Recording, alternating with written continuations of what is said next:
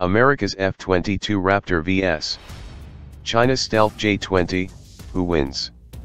Despite its recent economic troubles, the People's Republic of China is likely to be the only peer-level competitor to the United States over the next 50 years. While a conflict is unlikely, a third world war is in nobody's interests. The United States must be prepared for such an eventuality. As with all modern conventional wars, air power and air superiority will play a key role. For the United States, the stealthy Lockheed Martin F-22 Raptor will be America's premier weapon to ensure dominance over the skies until it is eventually replaced by whatever comes out of the U.S. Air Force's FX program. The most direct Chinese analog to the Raptor is the Chengdu J-20. How would such a jet fare against America's best? Not much is known about the Chinese jet. It might not even be a fighter in the traditional sense of the word. It could be a specialized aircraft that is specifically designed to attack the sinews of U.S. power projection capabilities in the Western Pacific as part of an overall Chinese anti-access/area denial strategy, A2/AD.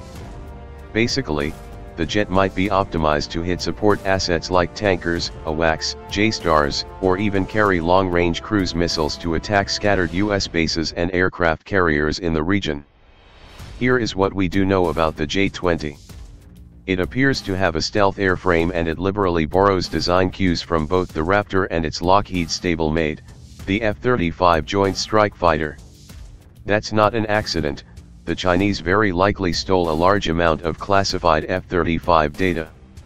There are some indications that the J-20 is primarily a strike aircraft, but with a robust air-to-air capability.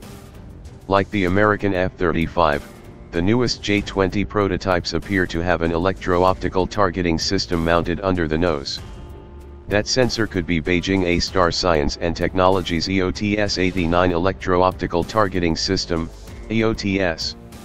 A dedicated air superiority fighter wouldn't need that kind of sensor. There are also indications that the Chinese jet carries an active electronically scanned array radar, AESA.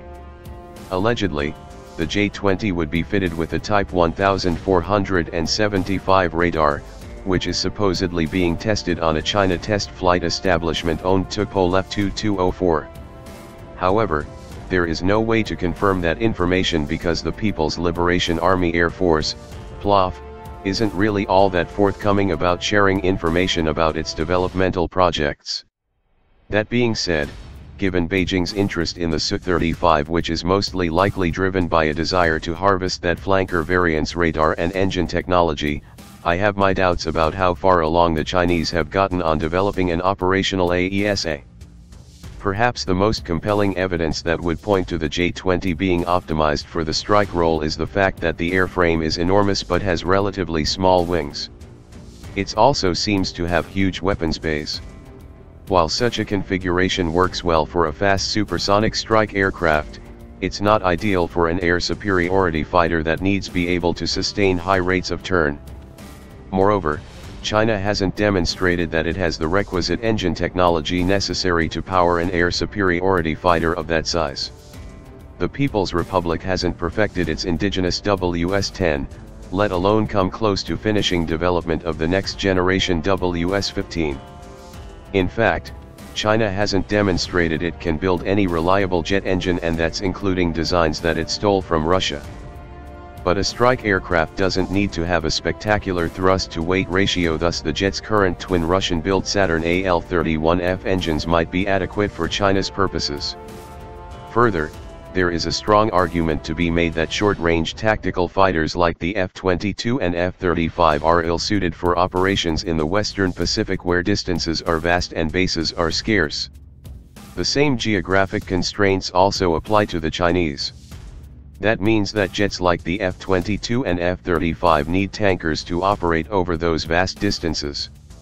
The most logical way for the Chinese to tackle American and Allied air power is not to confront those forces head-on, but rather by removing their ability to fight. That means going after U.S. bases, tankers, and communications nodes. Thus, in that sense, the J-20 could be China's means to establish air superiority if viewed through that lens. In that sense, it might have the upper hand against the F-22. Of course, this is all conjecture. Only the PLOF knows where the J-20 fits into their order of battle, but it could prove to be a formidable foe.